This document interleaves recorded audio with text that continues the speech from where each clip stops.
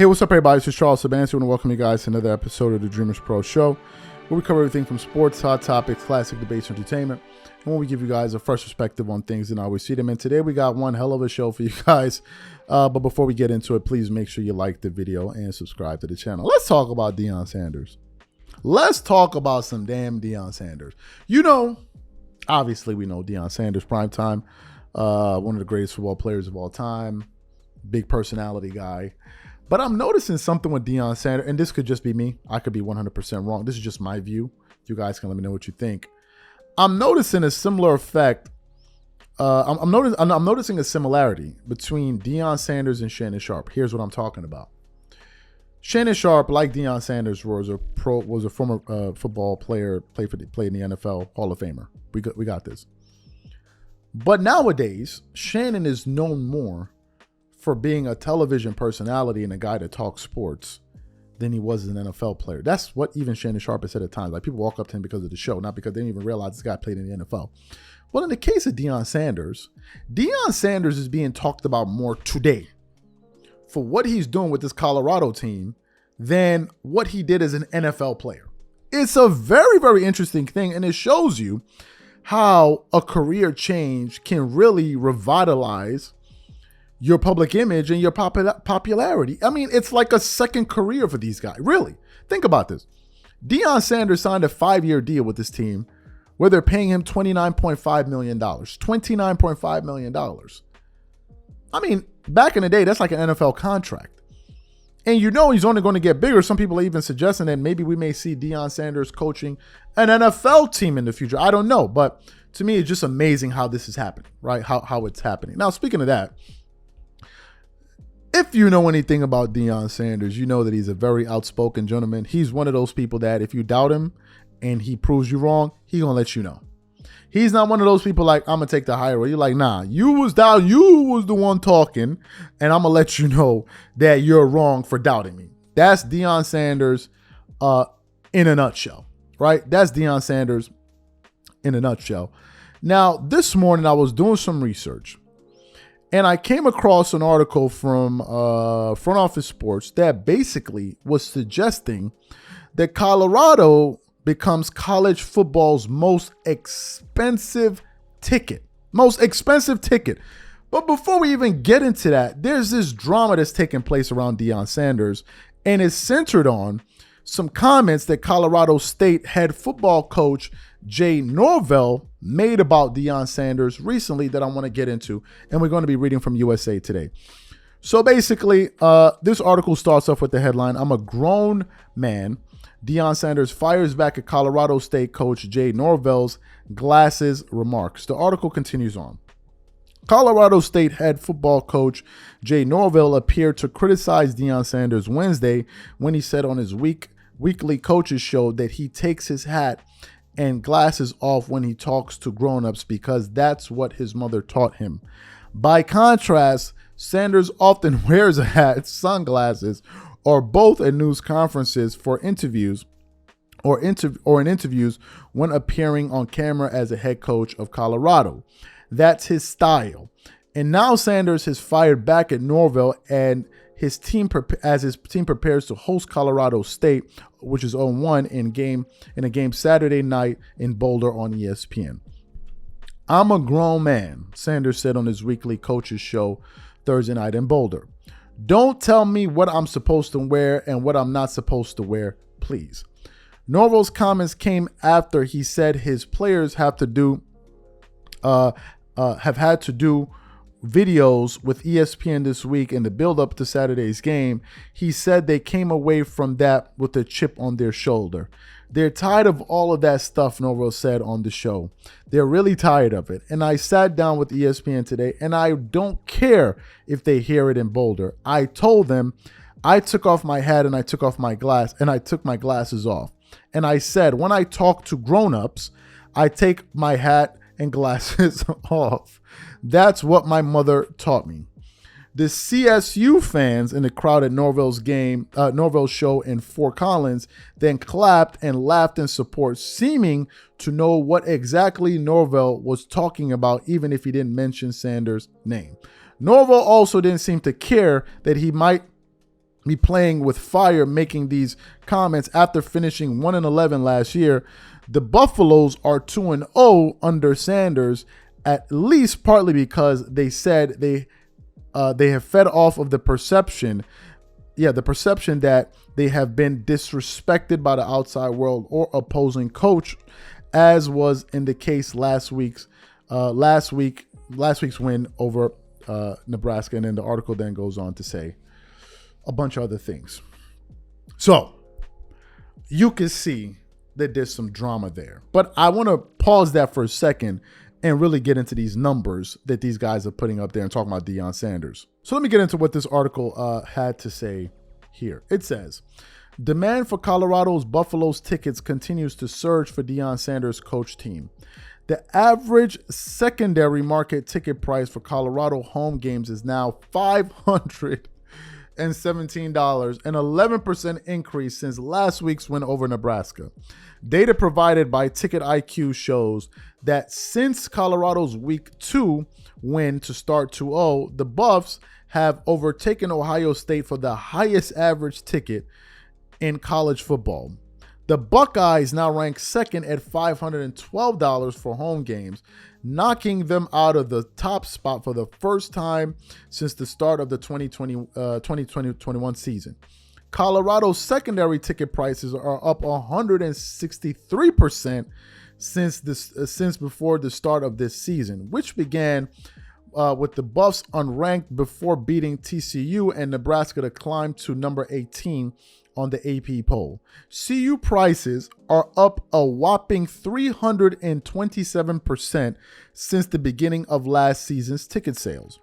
The Coach Prime effect continues Saturday as both ESPN and Fox Sports will host their pregame shows in Boulder for Colorado's home game against Colorado State on ESPN. It marks the first time for Fox Sports' big noon kickoff show will air from the site of a game the networks isn't broadcasting, while ESPN's College Game Day will be in Boulder for the first time since 1996. Ticket IQ shows CSU's ticket priced as low as $224 and as high as $783. Colorado's October 13 game against Stanford is currently the hottest remaining home game, with the lowest secondary resale price at $693 per Ticket IQ. The next most expensive is USC Colorado at Folsom Field on September 30th, with tickets starting at $378. Colorado sold 430,000 worth of tickets in just 3 days following its season opening road win over TCU. The Buffaloes have the second highest year-over-year ticket price increase, 327% in college football, according to Ticket IQ, trailing only Tulane's 548% increase coming off of their first AAC conference title and a Cotton Bowl win over USC. So you heard what the article had to say there. You heard the numbers. And I think that some of this is playing into some of the criticisms that Deion Sanders is receiving. Here is the fact of the matter.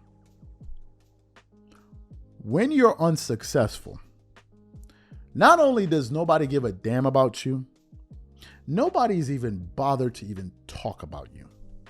No one. I give you guys a practical application of what I'm saying right now. When we started off this channel, let's say when we were around 5 to 10,000 subscribers, we would produce a show. However we titled the show, whatever it was, nobody cared. Nobody cared. Why?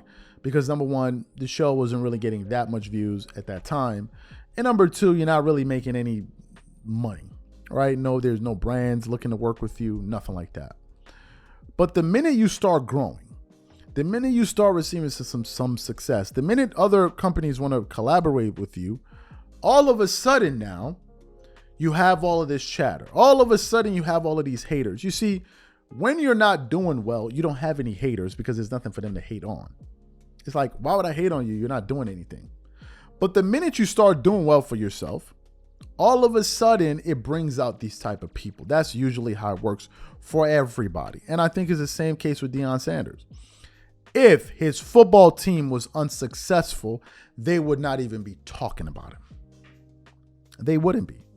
But in this case, not only, think about this, not only is this guy talking the talk, he's walking the walk on the field and off the field. What am I saying? Number one, his team is winning, which is the most important thing. They're winning. Number two, apart from the winning, he's actually moving the needle. He's generating a lot of buzz for college football, and especially for that Colorado program. A lot. Did you just hear the data? I mean, those numbers are real. This is what success breeds. There's always a positive and a negative. No one, Deion Sanders has been wearing his cowboy hat for years. For years. I forgot the other school he was at before. Was it Florida? I forgot the name. Oh, by the way, somebody wanted to reprimand me for not remembering the name of the school. And I'm like, bro, what is this? What's going on here? Who told you it's my job to be remembering that? If you remember it, good for you. We don't talk about football every day. So if I forget sometimes, it happens. What do you have against the school? It's like, bro, are you even serious? Why would I have something against the school? Why are you so emotional? How about this? Anyway, when he was there, he was still wearing his cowboy hat and his glasses. There are videos all over the internet of Deion Sanders dancing with it. That's him. It's not like as if it's some new thing. He's not acting brand new. This is who he's always been. And personally, I thought it actually made him look cool and he stands out with his hat on his head. What's the big deal? He has a hat and he's wearing glasses. Maybe it's sunny. Why does that even matter? Excuse me. Why does it even matter? And this is what happens when you're successful. People then begin to nitpick. They'll nitpick anything. Anything they can think of, they'll do it. Next thing you know, they're going to be talking about why doesn't he have any facial hair on his head? Why doesn't he have a scrub? Why doesn't he have a goatee on his face? Why is he always well-shaped? Why is he always smiling? Why is he always laughing? This is what happens. Because when people cannot attack your success, they attack you. That's it. When they cannot attack your success, they attack you. This is just the fact of the matter. There was an example, and some dudes thought it was, I don't know. Some dudes thought it was funny. Like, we got some cats watching these shows. They're not watching it for sports. They're not. They're watching it to look at me and analyze me. One dude was like, yo, son, what's up with your hairline? What's up with all of this? What's up with that? First of all, bro, my predisposition in life is not my hairline. When I was in high school, nobody cared more about their hair than me. I had my do-rag. I always had my brush in my back pocket everywhere. Combing my hair. 36 years old, bro. Like, yeah, my hair can be scruffy at times. I don't give a damn. I'm working. I'm doing things for myself and my family. I'm more preoccupied with that. I'm not preoccupied like, I got to make sure my hairline is crisp every 2 days for these dudes because I got to keep, number one. Number two, why are you looking at my hair? Like, this is the point. Instead of listening to the content and what I'm talking about, they're like, how are we going to talk about him? How are we going to talk about the way he looks? How are we going to talk about, like, this is what they do. So for him being bothered that Deion Sanders doesn't take off his glasses or take off his hat, how many people have we seen outside talking with their damn glasses on with a hat on their head? Is Deion Sanders the only one? Is he the only one? Like, let's be for real. Is he the only one? So he should take off his glasses when he's talking to you? So what? If that's what you do and that was your upbringing, fantastic. That is fantastic. But then to start questioning, my mother raised me this way. Your mother raised you the way she raised you. Fantastic. Don't go around and start criticizing the way people raise. And that's why I came across a clip yesterday of Ryan Clark going off on this guy. He's like, instead of sitting there spending time talking about your opposing coach's way of behaving, why don't you spend that time focusing on your team and not losing? He's like, you haven't even won a game this season and you're talking about this guy, which means that Deion is really beginning, to irk a lot of people. He's really beginning to become threatening because he's maybe not doing things the way they want him to do things. But I think the fans don't care. I think the fans just want to see their team win. If they cared about his hat and his glasses, they wouldn't be going to these games. They don't care. Because they're probably like, we've had a lot of coaches that had a nice haircut, that were clean shaven, that didn't wear no damn glasses and a cowboy hat when they went to go talk to the press, and they win us a damn thing. Go look at the record of Colorado before he took over. I think they were 1-11. They already have more wins this year than they did all of last season, and you up here talking about his glasses or his hat. Imagine his glasses and his hat. This is where we at. What's next? P. Diddy should take off his glasses before he talks to you? Cut it out. Focus on the game. Let's keep it on the game. When you start garnering the type of success and the attention that he's garnering for the right things by actually winning and making his program successful and earning his salary, then we'll take you seriously. But the numbers show he's the real deal. And for his haters to be running around, what is like, stop. It just looks like you're threatened by the guy. It's born out of a place of weakness.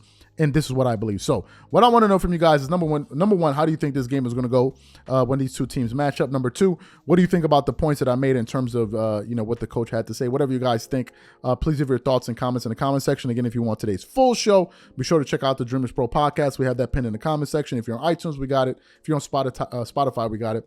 Make sure you check that out and we catch you guys on the next show. Peace.